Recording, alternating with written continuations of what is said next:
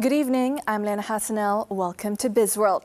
The Employees Provident Fund, EPF, recorded a 3% year-on-year increase in investment income to 15.616 billion ringgit for the first quarter ended March 31st, 2023. The amount was after netting off listed equity write-downs recorded for the quarter. The pension fund in a statement said income from equities increased to almost 9 billion ringgit after netting off write-downs compared to 8.75 billion ringgit previously. This asset class remained the top income contributor at 59% of total investment income. Meanwhile, fixed income instruments contributed 32% or 4.79 billion ringgit of investment income for the period. Portfolio of real estate and infrastructure also registered an increase in income to 920 million ringgit. As in March, the EPF's overall investment assets grew to over 1 trillion ringgit, of which overseas investments accounted for 37% of the total assets.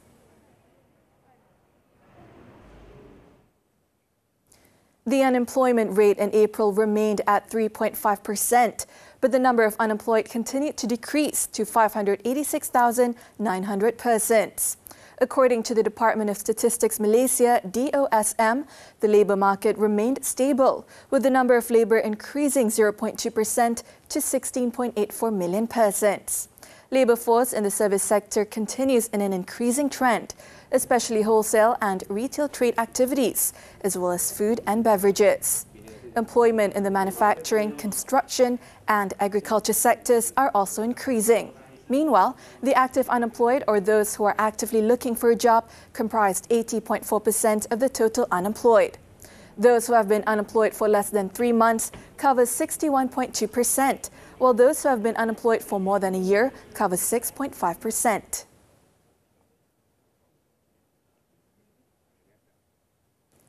Car e-commerce platform Carsome Group has denied that it has petitioned or solicited the Finance Ministry MOF for funding, saying its liquidity position remains strong at over 692 million ringgit. Carsome clarified it had submitted a letter on March 27th in response to an engagement session with MOF to encourage the participation of local institutional investors in its growth journey. The company said it frequently engaged in discussions with various stakeholders on ecosystem building and in driving institutional engagements. The group, which has committed to an accelerated profitability plan, has delivered operational profitability as a company. This enabled Carsome to beat internal targets for gross margin growth and productivity improvements as of the first quarter this year.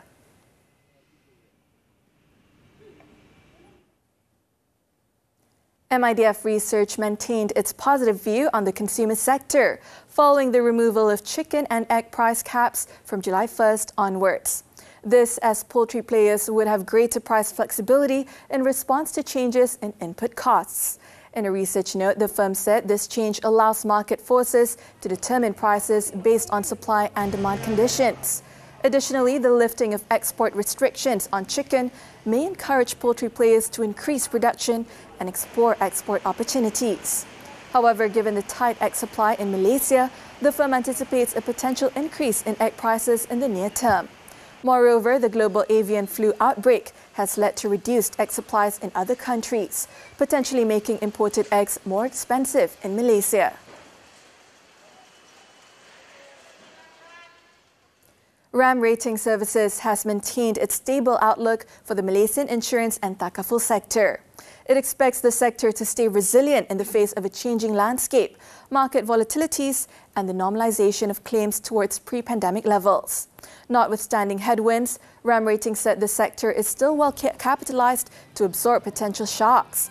Against this landscape, the rating agency's key expectations for the sector include new business expansion of 8% for the life and family segment this year. It also expects earnings recovery in the life and family Takaful sector as downside risks recede. That's all the time we have for Bizworld. I'm Liyana Hassanel. Thank you for watching and keep tuning in to TV3.